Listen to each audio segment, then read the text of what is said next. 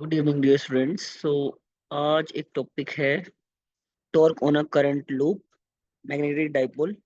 Basically आपको torque on a rectangular current loop in a uniform magnetic field calculate करना है। तो ये कैलकुलेट करने के लिए आप एक डेरिवेशन कर सकते हैं simple, but when you are applying for like preparing yourself for any competitive exam, तो सिर्फ आपको इसका फाइनल आंसर याद होना चाहिए। तो फाइनल आंसर क्या है? That final answer is this one. Torque is M cross B. तो इसको याद रखने का बहुत इजी तरीका है। बीइंग योर टीचर, आप क्या करेंगी? मेरे नाम के इनिशियल्स याद कर लीजिए। मोहित से एम, बेनीवाल से B. So torque is basically cross product of M cross B. ठीक है, एम बी, ये मेरा शॉर्टकट नेम है बेसिकली। अब एम होता है magnetic moment of current loop, और एम की वैल्यू होती है I into A. I is current, A is area of rectangular coil.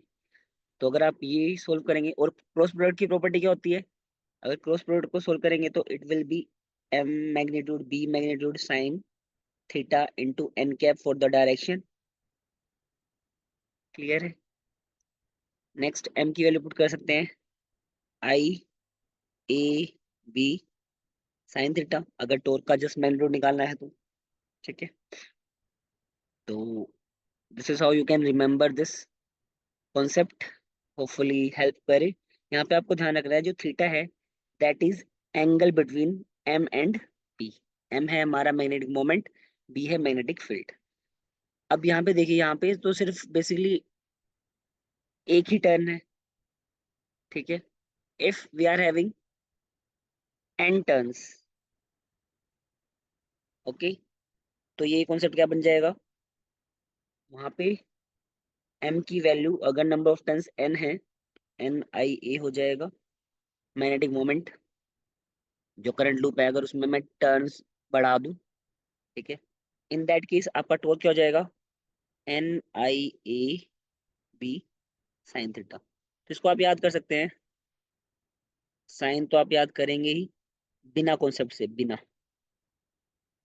ठीक है, फॉर एग्जाम्पल आप किसी अपने स्पेशल पर्सन को बोलते हैं कि आपके बिना मैं नहीं रह सकता, तो दैट बिना can help you to remember this concept, where B is magnetic field, I is current, N is number of turns of the current loop, and A is area of rectangular coil. I hope ये trick आपकी थोड़ी बहुत help करे, and thank you so much. Keep learning.